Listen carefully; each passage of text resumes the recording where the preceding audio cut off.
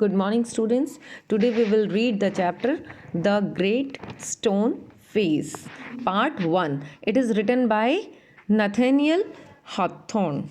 The writer is Nathaniel, and in his story, before reading the chapter he said seen from a distance. अगर हम कभी किसी चीज़ को distance से देखें, थोड़ी दूरी पे, किसको, हिल टॉप्स को, पहाड़ियों को देखें, and huge rock seems to assume various shapes, वो अलग अलग तरीके के अलग अलग शेप्स के हमें नज़र आते हैं. दे मे रिजेंबल एन एनिमल और अ ह्यूमन फिगर, या तो वो किसी एनिमल को रिजेंबल कर रहे होते हैं या किसी ह्यूमन फेस को.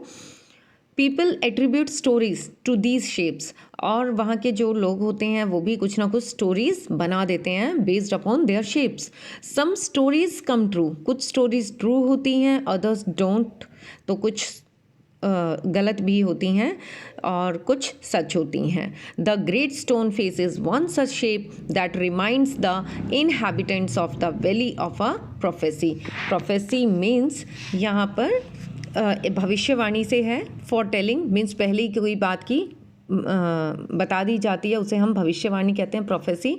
व्हाट वाज इट, क्या थी वो. डिड इट कम ट्रू, और क्या वह पूरी हो पाई. So the story begins here. One afternoon when the sun was going down, a mother and her little boy sat at the door of their cottage. और एक दोपहर की बात है और वहाँ पर एक मदर अपने बेटे के साथ बैठी है और अपने घर के बाहर बैठकर वह क्या देख रही है. Talking about the great stone face, जो स्टोन से, जो वहाँ पहाड़ी से एक आकृति बनी हुई है, उसको देख रही है कि ये किससे रिजेंबल करती है, यह फेस किससे मिलता है. They had only to lift their eyes and there it was plain to be seen. वो क्या करते हैं कि इनको देखते रहते हैं और एक वो जो विशाल पत्थर है जो हिल पे है, जो एक माउंटेन है, वो किसी चेहरे के जैसा रिजेंबल होता है. तो वो बताती हैं कि 2 miles away with the sunshine brightening all it's feathers. और वो कैसा है, ब्राइट है, बहुत शाइन कर रहा है. और वो कैसा लग रहा है, जैसे सूर्य की रोशनी जब वहाँ पड़ती है तो उसके जो फीचर्स हैं, उसके जो नैन नक्श हैं, किसके, जो माउंटेन रिजेंबल कर रहा है किसी के चेहरे से, तो वह कैसा लगता है कि जैसे वह चमक उठता है. और वो है क्या, वो किसका चेहरा है. द क्वेश्चन अराइजेस, वो किसका चेहरा है. And what was the great stone face, और वह पत्थर का चेहरा किसका है, वह किससे रिजेंबल करता है. The question arises this. The great stone face was a work of nature, और क्या कहा जाता है कि यह किसने बनाया है, नेचर ने. तो ऑब्वियसली बेटा माउंटेन्स नेचर ही बनाती हैं. अब ऐसा तो नहीं है कि हम ह्यूमन बींग्स स्टोन्स उठाकर यहाँ से वहाँ रख दें और कुछ क्रिएट कर दें, नॉट पॉसिबल. वो तो गिर जाएंगे, बिकॉज थोड़ी सी भी स्टॉर्म आता है और बहुत तेज़ हवाएं चलती हैं तो वो इजीली गिर सकते हैं. बट यहाँ पर जो भी रिजेंबलेंस हो रही है वो एक नेचुरल है, नेचर ने बनाया है. formed on the perpendicular side of a mountain by some immense rocks which had been thrown together so that when viewed at a proper distance they resembled the features of a human face. तो यहाँ पर writer क्या कहता है कि जो वो पत्थर का एक विशाल चेहरा बनता है जो नेचर ने बनाया है, वो बड़ी बड़ी चट्टानों से बना है. और वो इस प्रकार चट्टानें बिखरी पड़ी हैं वहाँ पर, उन्हें दूर से देखें तो कैसा लगता है कि जैसे किसी का चेहरा है, किसी ह्यूमन बीइंग का चेहरा दिखाई देता है. और इसको देखने के लिए वहाँ पर when viewed at a proper distance, जब देखा जाए तो बिल्कुल सेम एक पर्सन का चेहरा लगता है. They resemble the features of human face if the Spectator approached. Spectator होते हैं जो बाहर से दर्शक, यात्री उसे देखने आते हैं. टू नियर, उसे पास से देखने आते हैं. He lost the outline of the enormous face and could see only a heap of gigantic rocks piled one upon another. और वहाँ पर जब उसे देखते हैं तो क्या होता है, उबड़ खाबड़ एक दूसरे पर पड़ी जो चट्टानें हैं उसका ढेर दिखाई पड़ता है। लेकिन जब दूर से देखते हैं तो वह वहाँ पर क्लाउड से, बादलों से घिरा हुआ पत्थर एक विशाल चेहरे की तरह दिखता है और ऐसा लगता है जैसे वो बिल्कुल अभी बोल पड़ेगा। तो ऐसा नज़र आता है कि हाँ, कोई ह्यूमन बींग का चेहरा ही है। और वहाँ पर बहुत से लोगों का विश्वास था कि it was the belief of many people that the valley owed much of its fertility to the benign face that was continually beaming over it, कि यह जो चेहरा है यह सबके लिए लकी है और यह यहाँ पर उपजाऊ शक्ति को बढ़ाता है और यह जो यहाँ पर इतनी अच्छी खेती है यह सब इसी के कारण है, ये हमारे लिए लकी है। तो यहाँ पर कुछ वर्ड्स हैं बेटा। स्पेक्टेटर मीन्स ऑडियंस, जो बाकी लोग देखने आते हैं और वहाँ सुनते हैं इन बातों को, इन कहानियों को। Enormous means very big, positively means definitely. Perpendicular rising very steeply, जो लंबा हम परपेंडिकुलर आप मैथ्स में करते हैं तो जो ऊपर से नीचे आता है that is perpendicular straight. Immense means huge, gigantic means immense means बहुत बड़ा होना, गाइगेंटिंग। क्लस्टरिंग यानी इकट्ठा होना, gathering. Benign, kind and gentle. So the next line is a mother and her little boy, as we said earlier, sat at the door of their cottage, gazing at the great stone face and talking about it. और वो अपनी जो उनकी झोपड़ी है वहाँ पर बैठकर दोनों उस चेहरे को देखते रहते और बात करते हैं। The child name was Ernest, और चाइल्ड का नेम क्या है? Ernest. Mother, said he, while the great face smiled on him. और क्या कहती है कि वह जो चेहरा है वो स्माइल करता है। I wish that it could speak, कि काश यह बोल पाता। For it looks so very kindly that its voice must indeed be pleasant. इसकी जो वॉइस है वो बहुत ही अच्छी होगी और बहुत काइंड होगी, अच्छा बोलेगा। If I ever see a man with such a face I should love him very much. और क्या कहते हैं कि जब वो विशाल चेहरा ऐसा लगता है मानो मुस्कुरा रहा है उनको देख के, तो वो बच्चा क्या कहता है, माँ काश यह चेहरा बोल पाता। देखिए Ernest is the name of child, क्योंकि यह बहुत ही काइंड दिख रही है। जो उसको उस माउंटेन में, उस चट्टान में एक चेहरा दिख रहा है वो बहुत ही काइंड नेचर दिख रहा है और उसे ऐसा लगता है कि यह जब बोलेगा तो बहुत ही प्लेजेंट होगा, सुंदर लगेगा, मधुर लगेगा, अच्छा लगेगा। यदि अब वो कहता है कि अगर मैं कभी इस चेहरे वाले आदमी को देखूं तो मतलब मुझे उसे देखकर बहुत अच्छा लगेगा। और means a kind of love is there in his heart. वो एक तरह से एक प्यार जागृत हो रहा है उस चट्टान के लिए। देखिए उसे नहीं पता वो वैसा व्यक्ति कोई है या नहीं, but he loved it. If an old prophecy should come to pass, अब वहाँ पर कहते हैं if an old prophecy should come to pass answered his mother, माँ ने उत्तर दिया कि यह एक पुरानी भविष्यवाणी है जो सच हो ही जाती है। तो वहाँ पर वो एक संभावना जताती हैं कि हाँ यह ऐसा सच हो सकता है। We may see a man some time with exactly such a face as that, और ऐसा होता भी है। माँ एश्योरेंस देती है कि ऐसा बिल्कुल होता है कि जो हम एक्सपेक्ट करते हैं हमें ऐसी चीज़ें मिलती हैं, यानी तुम्हें ऐसा चेहरा भी मिलेगा और जिस तरह का तुम थॉट सोच रहे हो तो इस तरह का बिल्कुल तुम्हें यह चेहरा कभी देखने को मिलेगा। तो नेक्स्ट लाइन में what prophecy do you mean, अब बेटा कहता है कि किस तरह की भविष्यवाणी। Dear mother, eagerly inquired Ernest, please tell me about it, कि किस तरह का, आप मुझे बताओ। जैसे बच्चा जिद करता है ना कि आप मुझे बताओ क्या है, तो अब अर्नेस्ट और जानना चाहता है इसके बारे में। तो प्रोफेसी मीन्स प्रेडिक्शन, भविष्यवाणी। To pass, to become true, मतलब टू पास मीन्स ऐसी बात सच ही हो जाएगी, कि ऐसी बात, टू बिकम ट्रू, कि यह बात सच ही हो जाएगी जो उसकी मदर ने उसको बताया। Next is so his mother told him a story that her own mother had told her. तो उसकी मदर अब उसे स्टोरी बताती है जो उसकी मदर को उनकी मदर ने बताई थी। So his mother told him a story that her own mother had told her when she herself was younger than little Ernest, जब वो अर्नेस्ट की एज से भी थोड़ी और छोटी थी।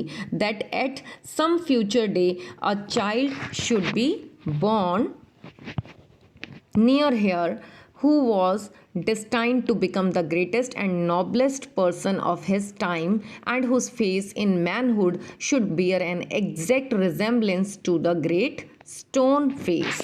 तो वो बताती है कि उसकी माँ ने भी उसको यह बताया था कि ऐसा ज़रूर होगा कि जो हम कल्पनाओं में सोचते हैं कि वो बिल्कुल सच हो जाती हैं।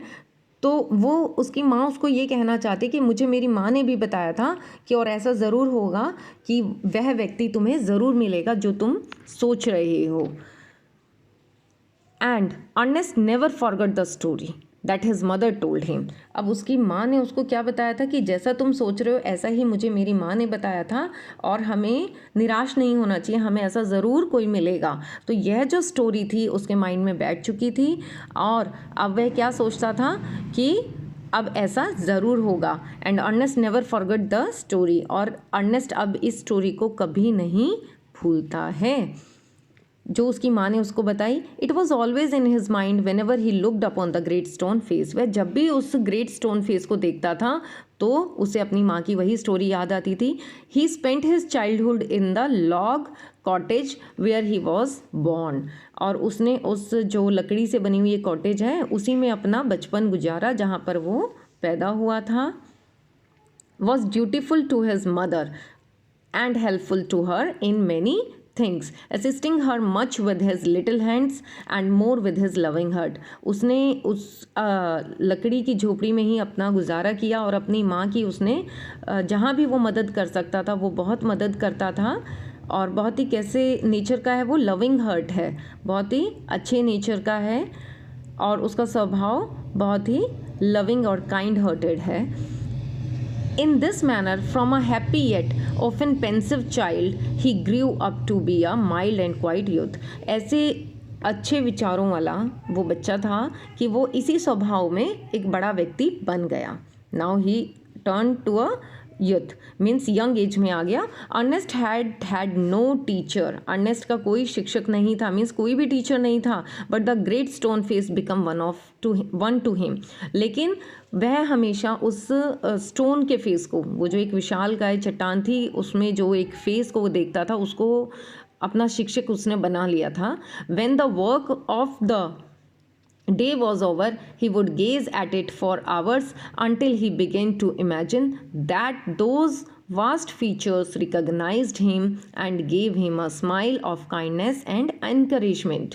उस दिन के काम की मीन्स वो जब भी काम एंड करता था, पूरा कर लेता था अपना, तो वह कुछ घंटे उस चेहरे को देखता ही था, उस माउंटेन को देखता ही था, जब तक कि वह यह महसूस नहीं करता कि वो जो माउंटेन है और उसकी जो आइज़ हैं उसके फीचर्स को वो पहचानने की कोशिश करता है कि किससे रिजेंबल करता है, और उसकी और बहुत ही काइंड और मुस्कुराते हुए उसको देखता था, और उसको वो क्या फीलिंग देता था, एनकरेज करता था, एनकरेजमेंट मिलती थी। जैसे ही वो उस चट्टान को देखता था तो उसको नेचुरली ही अंदर से अच्छा लगता था। यहाँ पर बेटा दो वर्ड हैं, mild means gentle and there is a word pensive.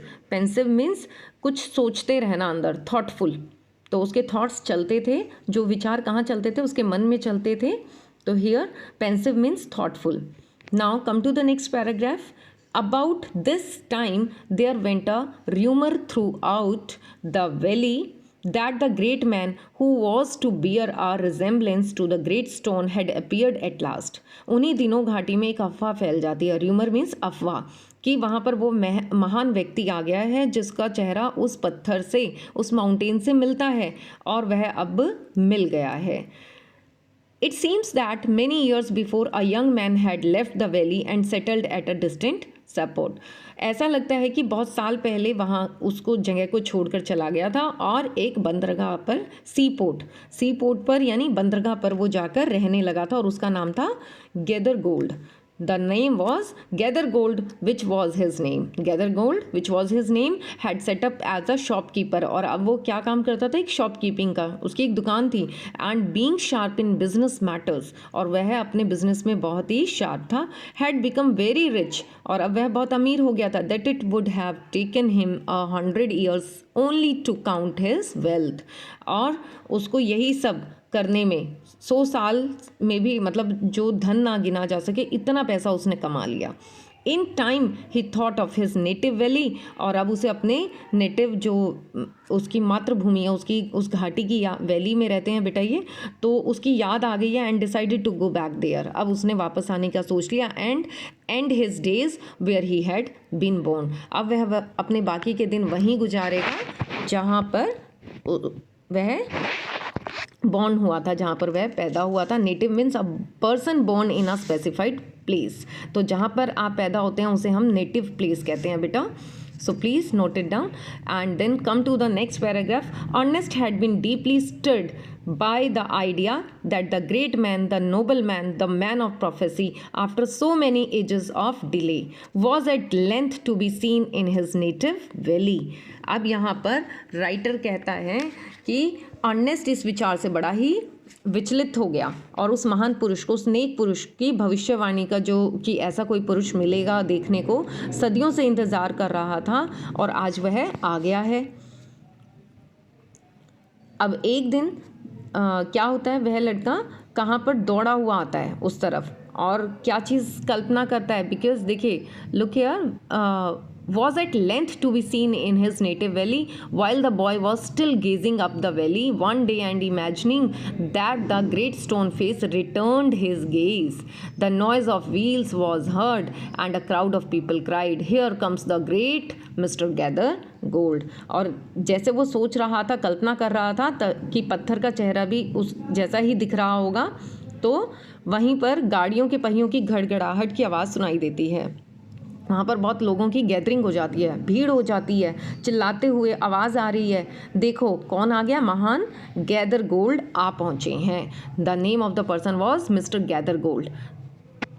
Next paragraph, a carriage drawn by 4 horses, और एक घोड़ा गाड़ी चल रही है जिसको कौन चला रहे हैं, 4 घोड़े चला रहे हैं। Dashed round the turn off the road, और वो रोड पर वहाँ पर पहुँच कर खड़ी हो गई है। With in it thrust partly out of the window appear the face of an old man with yellow skin, और वहाँ एक खिड़की से, उस गाड़ी में क्या है, एक खिड़की से बाहर पीले रंग का झुका हुआ चेहरा दिखाई दिया और सभी लोग ज़ोर से बोलते हैं वहाँ पर, the very image of the great stone face, यही है जो ग्रेट स्टोन फेस रिजेंबल करता है, शाउटेड द पीपल। अब सब वहाँ पर शोर मचा रहे हैं कि यह तो बिल्कुल सेम वही है। तो यहाँ पर कहते हैं कि द फेस जो अपीयर हो रहा है वो सेम, वहाँ जो येलो स्किन फेस है वो उस ग्रेट स्टोन से मैच करता है। इस तरह का शोर वहाँ पर है। Sure enough the old prophecy is true, here we have the great man at last, और सब खुश हो जाते हैं कि आज वो भविष्यवाणी, वो प्रोफेसी सच हो चुकी है। And what greatly puzzled Ernest, लेकिन अर्नेस्ट को चीज़ पजल कर देती है क्या, they seemed actually to believe that there was the likeness which they spoke of. He turned away sadly from the wrinkled shrewdness of the unpleasant face. But जब वह Ernest उसको देखता है तो वह वहाँ से वापस मुड़ जाता है, सैड हो जाता है। He turned away sadly from the wrinkled shrewdness face, वहाँ डलनेस थी उस चेहरे पे जो ओल्ड पर्सन है, और अनप्लेजेंट फेस है, not matching with that, and gazed up the valley, और फिर वैली को देखता है, where the stone face seem to say he will come, fear not, Ernest the man will come. और यहाँ पर अब अर्नेस्ट को कंफर्म है कि यह वह नहीं है, लेकिन वह अपने आप से एक प्रॉमिस करता है, चिंता मत करो अर्नेस्ट, और वह व्यक्ति ज़रूर आएगा। अपने आप से वह एक प्रॉमिस करता है। तो यहाँ पर कुछ डिफ़िकल्ट वर्ड्स हैं बेटा। कैरेज मीन्स 4 व्हील्ड व्हीकल, जिसकी 4 गाड़ियाँ होती हैं उसे कैरेज कहते हैं। और यहाँ पर कितने घोड़े चला रहे हैं, उसको हॉर्सेस दिए हैं, by 4 horses। Dashed moved quickly means कहीं तेज़ी से चले जाना। इमेज यानी इमिटेशन, किसी चीज़ की नकल। एंड स्टिर्ड मीन्स मूव्ड, हिलाया जाना मीन्स किसी चीज़ को हिला देना। That is your first part. Now we will read tomorrow second part. So you have to read the chapter thoroughly and after that please find out at least 10 or 5 internal question answer and we will discuss in next class. Okay, read it thoroughly beta.